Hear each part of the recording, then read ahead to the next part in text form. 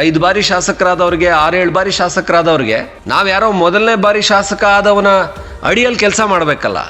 ಈಗ ಮೊನ್ನೆ ಬಂದಂಥ ಇನ್ನು ಯಾರೋ ಒಬ್ಬ ಹುಡುಗನ ಅಡಿಯಲ್ಲಿ ನಾನು ಅವ್ರ ಮಾತು ಕೇಳ್ಕೊಂಡು ಕೂತ್ಕೋಬೇಕಾ, ಅವ್ರ ನಾಯಕತ್ವವನ್ನು ಒಪ್ಕೊಂಡು ಹೋಗ್ಬೇಕಾ ಅನ್ನುವಂಥ ಬೇಸರ ಇದ್ದೇ ಇರುತ್ತೆ. ಯಡಿಯೂರಪ್ಪನವರೇ, ನೀವು ತಪ್ಪು ಮಾಡಿಬಿಟ್ರಿ. ಇದನ್ನು ಹೇಳೋಕ್ಕೂ ಆಗದೆ ಬಿಡೋಕ್ಕೂ ಆಗದೆ ಸಂಸದೀಯ ಮಂಡಳಿಯಲ್ಲಿರುವ ಯಡಿಯೂರಪ್ಪನವ್ರನ್ನ ದೂಷಣೆ ಮಾಡೋಕ್ಕಾಗ್ದೇ ದೂರದಿಂದ ಬೇಜಾರು ಮಾಡ್ಕೊಂಡಿದೆಯಂತೆ BJP ಹೈಕಮಾಂಡ್. ಅದಕ್ಕೆ ಮುಖ್ಯ ಕಾರಣ ಯಡಿಯೂರಪ್ಪನವರು ತಾವು ಬೆಳೆದ ನಂತರ ಬೇರೆ ನಾಯಕರನ್ನು ಬೆಳೆಸದೇ ಇದ್ದಿದ್ದು. BJPಯಲ್ಲಿ ಯಡಿಯೂರಪ್ಪ ಅಂದರೆ BJP ಅಂದರೆ ಯಡಿಯೂರಪ್ಪ ಅಂತ ಕರ್ನಾಟಕದಲ್ಲಿ ಬೆಳೆದು ನಿಂತ ನಾಯಕ, BJPಯನ್ನು ರಾಜ್ಯದಲ್ಲಿ ಅಧಿಕಾರಕ್ಕೆ ತಂದಿದ್ದೂ ಆಯಿತು, ದಕ್ಷಿಣದಲ್ಲಿ BJPಗೊಂದು ಶಕ್ತಿಯನ್ನು ಕೊಟ್ಟಿದ್ದೂ ಆಯಿತು.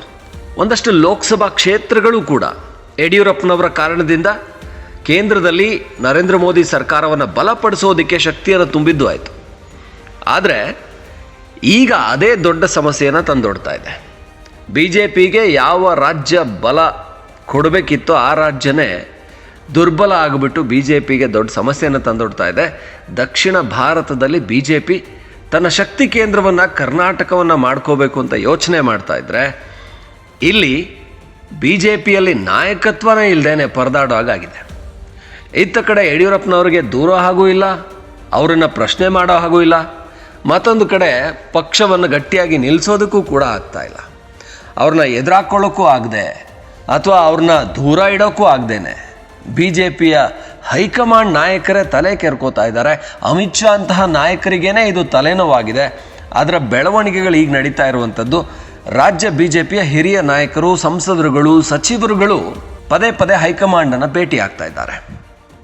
ಮುಂದಿನ ಚಟುವಟಿಕೆಗಳು ರಾಜ್ಯಾಧ್ಯಕ್ಷ ಬದಲಾವಣೆನೋ ಅಥವಾ ಯತ್ನಾಳ್ ಬಣದಿಂದ ಯತ್ನಾಳ್ ಏನು ಆ ರೆಬೆಲ್ ಇದ್ದಾರೆ ಅವರ ಬಣದಿಂದ ಕೆಲವ್ರನ್ನ ಉಚ್ಚಾಟನೆ ಮಾಡುವಂಥದ್ದು, ಇದರಲ್ಲಿ ಯಾವುದನ್ನು ಅಂದರೆ ಎಲ್ಲವೂ ಕೂಡ BJPಗೆ ಮುಜುಗರ ತರುವಂಥದ್ದೇ, BJPಯ ಶಕ್ತಿಯನ್ನು ಕುಂದಿಸುವಂಥದ್ದೇ ಆಗುತ್ತೆ ಅನ್ನೋದು ಹೈಕಮಾಂಡ್ಗಿರುವಂಥ ತಲೆಬಿಸಿ.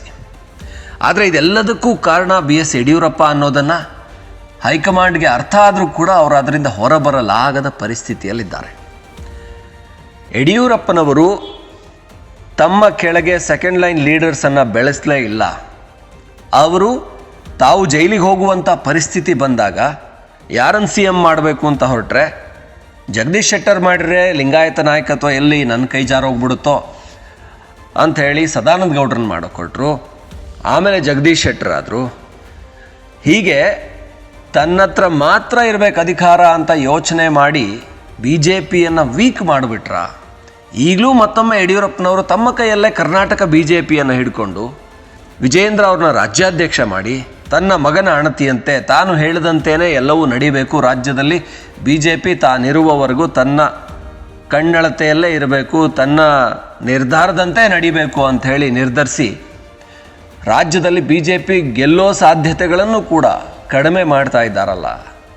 ಏನು ಮಾಡೋದೀಗ? ಯಡಿಯೂರಪ್ಪನವರೇ, ಯಾಕೆ ಹಿಂಗೆ ಮಾಡಿಬಿಟ್ರಿ?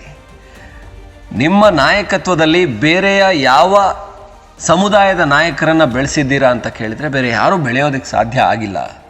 CT ರವಿ ಅಂತ ಒಬ್ಬ ಒಳ್ಳೆಯ ಮಾತುಗಾರ, ಒಳ್ಳೆಯ ವಿಚಾರವನ್ನು ಪಕ್ಷದ ವೋಕಲ್ ನಾಯಕ, ಪಕ್ಷದ ಧ್ವನಿಯಾಗಿರುವಂಥ ವ್ಯಕ್ತಿ, ಅವರನ್ನು ಕೂಡ ಚಿಕ್ಕಮಗಳೂರಿನಲ್ಲಿ ಅವರು ಸೋತು ಹೋದರು. ಅವರ ಸೋಲಿಗೆ ಕೂಡ ಯಡಿಯೂರಪ್ಪನವರು ಅಲ್ಲಿ ಲಿಂಗಾಯತ ಮತಗಳನ್ನು ಬರೋದಕ್ಕೆ ಬಿಡಲಿಲ್ಲ. ಯಡಿಯೂರಪ್ಪನವ್ರು ಚಿಕ್ಕಮಗಳೂರಿಗೆ ಹೋಗಿರ್ತಾ ಇದ್ದರೆ ಲಿಂಗಾಯತ ಮತಗಳು ಬರ್ತಾ ಇದ್ವು.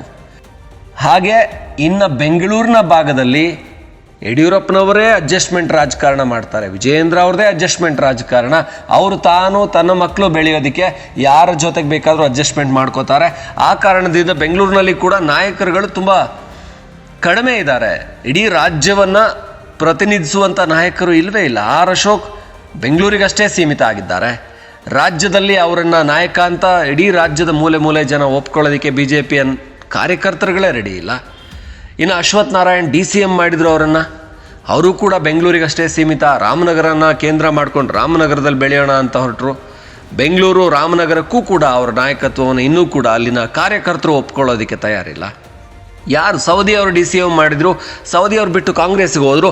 ಇನ್ನು ಗೋವಿಂದ್ ಕಾರಜೋಳ ತರಹದ ನಾಯಕರು, ಶ್ರೀರಾಮುಲು ಅಂತಹ ನಾಯಕರು ಯಾರೆಲ್ಲ ಈ ಹಿಂದುಳಿದ ದಲಿತ ಅಹಿಂದ ಏನಿದ್ದಾರೆ, ಇವರು ಸಿದ್ದರಾಮಯ್ಯನವರಂಥ ಒಬ್ಬ ಪ್ರಬಲ ನಾಯಕ ಎದುರಿಗೆ ನಿಂತಿರುವಾಗ ಈ ಕಡೆ ಅವರು ಬೆಳೆಯೋದಕ್ಕೆ ಸಾಧ್ಯನೇ ಆಗಲಿಲ್ಲ. BJP ಕೂಡ ಅವ್ರನ್ನ ಬೆಳೆಸುವ ವಿಚಾರದಲ್ಲಿ ಹಿಂದೆ ಬಿತ್ತು. ಯಾಕೆಂದರೆ ನಮ್ಮದು ಲಿಂಗಾಯತ ಮತ್ತು ಬ್ಯಾಂಕ್, ನಮ್ಮದು ಲಿಂಗಾಯತ ಸಮುದಾಯ ನಮ್ಮ ಜೊತೆಗಿದೆ, ನಾವು ಅವ್ರನ್ನ ಬೆಳೆಸಬೇಕು, ಅವ್ರಿಗೆ ಅವಕಾಶಗಳು ಕೊಡಬೇಕು ಅನ್ನೋ ಕಾರಣಕ್ಕೆ ಅವರಿಗೆ ಹೆಚ್ಚು ಒತ್ತು ಕೊಟ್ಟು ಈಗ ಶ್ರೀರಾಮುಲು ನಾನು ರಾಜ್ಯಾಧ್ಯಕ್ಷ ಆಗಬೇಕು ಅಂತಾರೆ.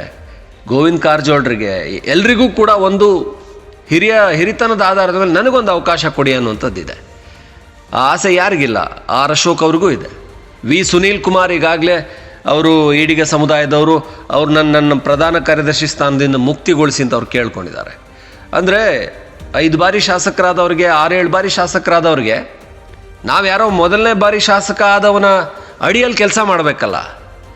ನಾನು ಹಾಗಾದರೆ ಈ ವಿಧಾನಸೌಧದಲ್ಲಿ ಈ ರಾಜ್ಯದಲ್ಲಿ ನನ್ನ ಕ್ಷೇತ್ರದ ಪ್ರತಿನಿಧಿಸೋಕೆ ಶುರು ಮಾಡಿ 25 ವರ್ಷ ಆದರೂ ಕೂಡ ನಾನು ಈಗ ಮೊನ್ನೆ ಬಂದಂಥ ಇನ್ನು ಯಾರೋ ಒಬ್ಬ ಹುಡುಗನ ಅಡಿಯಲ್ಲಿ ನಾನು ಅವ್ರ ಮಾತು ಕೇಳ್ಕೊಂಡು ಕೂತ್ಕೋಬೇಕಾ, ಅವ್ರ ನಾಯಕತ್ವವನ್ನು ಒಪ್ಕೊಂಡು ಹೋಗ್ಬೇಕಾ ಅನ್ನುವಂಥ ಬೇಸರ ಇದ್ದೇ ಇರುತ್ತೆ. ಯಡಿಯೂರಪ್ಪನವರು ತಾವು ಇಳಿದ ಮೇಲೆ ಕೂಡ ತನ್ನ ಮಗನಿಗೇನೆ ಪಟ್ಟ ಕಟ್ಟು ಹೋದರು. ಈಗ ಅವರು ಆ ಪಟ್ಟ ಕಟ್ಟು ಹೋಗಿರೋವಂಥದ್ದೇ BJPಗೆ ದೊಡ್ಡ ತಲೆನೋವಾಗಿದೆ. ಲಿಂಗಾಯತ ಸಮುದಾಯ ಉಳಿಸ್ಕೋಬೇಕು ಅಂಥೇಳಿ BJP ರಾಜ್ಯಾಧ್ಯಕ್ಷ ಪಟ್ಟವನ್ನೇನೋ ಕೊಡ್ತು. ಆದರೆ ಅದರ ನಂತರ ಬಂದ ಲೋಕಸಭಾ ಚುನಾವಣೆಯಲ್ಲಿ, ಅದರ ನಂತರ ಬಂದ ಉಪಚುನಾವಣೆಗಳಲ್ಲಿ ಲಿಂಗಾಯತ ಸಮುದಾಯ ಕಂಪ್ಲೀಟಾಗಿ BJP ಕೈ ಕೊಟ್ಟಿದೆ.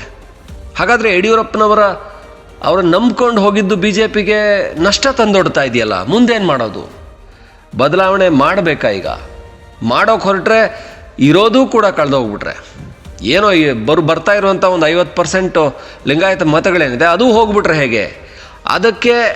ಅದನ್ನು ಬ್ಯಾಲೆನ್ಸ್ ಮಾಡೋದಕ್ಕೆ, ಅಂದರೆ ಅದನ್ನು ಬೇರೊಂದು ಕಡೆ ತಗೋಬೇಕು ಅಂದರೆ ಏನಾದರೂ ಅಹಿಂದ ಮತಗಳನ್ನು ಸೆಳೆಯೋದಕ್ಕೆ ಸಾಧ್ಯ ಇದೆಯಾ?